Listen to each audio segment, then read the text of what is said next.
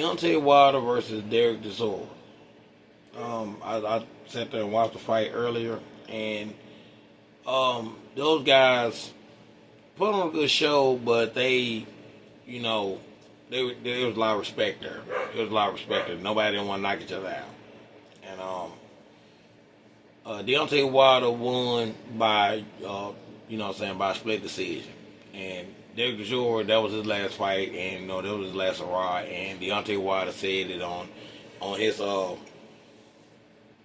interview. He said, "Well, I didn't really want to hurt Derek, and I respect him, and I want him to live for his kids and this and that. In the world of boxing, nobody give a fuck about us, and I feel Deontay Wilder on that. So I can understand, that part of boxing because there have been a lot of people died in the ring, and there has been a lot of people, that, got injured, real bad in the ring, hence,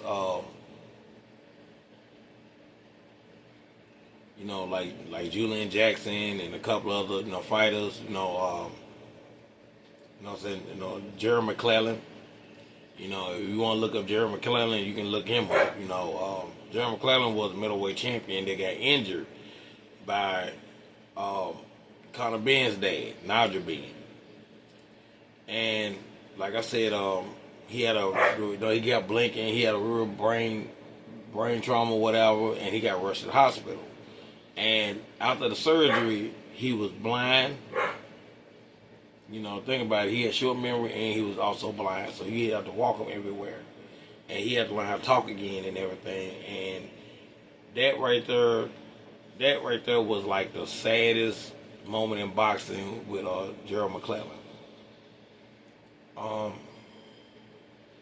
But about Derek Chisora and Deontay Wilder. Derek Chisora, that was his last fight, and like I said, I congratulate Derek Chisora for putting on a performance, and Deontay Wilder pretty much took it easy on him, and I'm glad those guys can walk back to their families.